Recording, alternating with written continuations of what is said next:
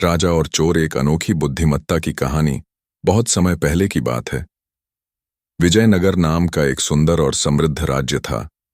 वहां के राजा वीरसेन अपनी न्यायप्रियता और बुद्धिमत्ता के लिए प्रसिद्ध थे। उनकी प्रजा खुशहाल थी। राज्य में कानून व्यवस्था मजबूत थी और हर किसी को न्याय मिलता था। लेकिन हाल ही में राज्य में एक समस्या खड़ी हो गई थी। एक बहुत ही चालाक और शातिर चोर का आतंक। वह दिन दहाड़े महलों, अमीरों और व्यापारियों के घरों से कीमती चीजें चुरा लेता था। कई सिपाही उसे पकड़ने की कोशिश करते, पर वह हर बार चकमा देकर भाग निकलता। राजा वीरसेन को यह चुनौती बिल्कुल स्वीकार नहीं थी। उन्होंने अपने सेनापति को बुलाया और कहा, इस चोर ने राज्य की शांति भंग कर दी है। मुझे उसकी चालाकी की खबरें मिल रही हैं। यदि तुम लोग उसे नहीं पकड़ पाए तो मैं स्वयं उसका सामना करूंगा। चोर का मकसद वास्तव में वह चोर कोई साधारण व्यक्ति नहीं था। उसका नाम अर्जुन था। उसने बचपन में ही अपने माता पिता को खो दिया था और समाज ने उसे दुत्कारा था। गरीबी और लाचारी ने उसे चोरी करने पर मजबूर कर दिया था। लेकिन समय के साथ अर्जुन इतना चतुर और चालाक हो गया कि वह किसी भी महल या घर में बिना कोई सुराग छोड़े चोरी कर सकता था। उसके अंदर एक जिज्ञासा थी। राजा वीरसेन सच में जितने बुद्धिमान और न्यायप्रिय हैं, क्या वह मुझे पकड़ पाएंगे? राजा ने अपने खास सलाहकार विद्याधर से विचार विमर्श किया। विद्याधर ने कहा, महाराज, यदि हम उसे सीधे पकड़ने की कोशिश करें तो वह कभी नहीं पकड़ा जाएगा। क्यों न हम उसे खुद हमारे पास आने पर मजबूर कर दें? राजा मुस्कुराए। तो क्या सोच रहे हो? विद्याधर ने योजना बताई।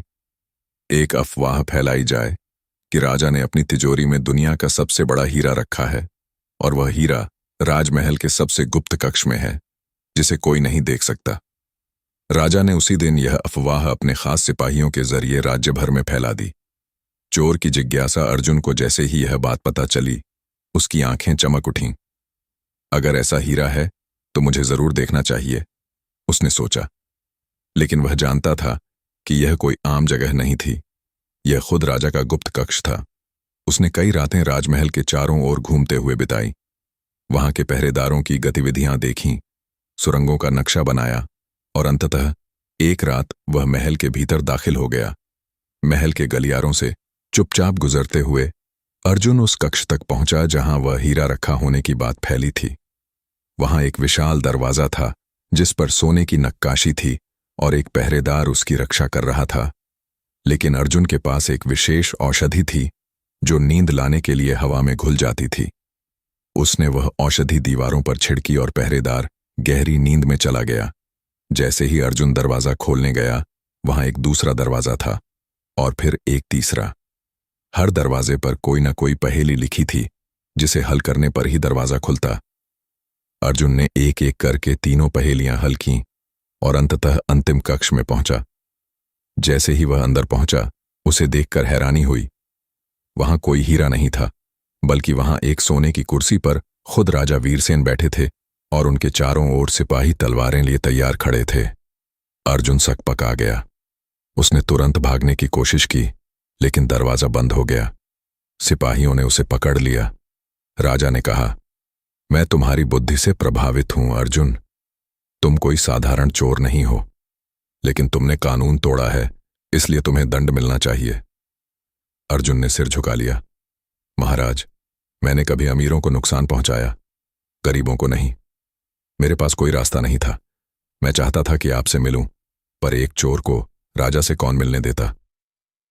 राजा ने गहराई से उसकी बात सुनी और कहा, यदि तुम अपनी चतुराई से कुछ अच्छा कर सकते हो तो मैं तुम्हें एक अवसर देना चाहता हूं। मैं तुम्हें 2 रास्तों का चुनाव देता हूं। पहला, जेल में जीवन भर की सजा। दूसरा, तुम मेरे राज्य के सुरक्षा सलाहकार बनो, ताकि कोई और चोर हमारे राज्य को नुकसान न पहुंचा सके।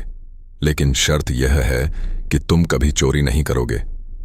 अर्जुन ने बिना कुछ सोचे झुककर कहा, मुझे स्वीकार है महाराज। इसके बाद अर्जुन को राजा का सुरक्षा सलाहकार बना दिया गया।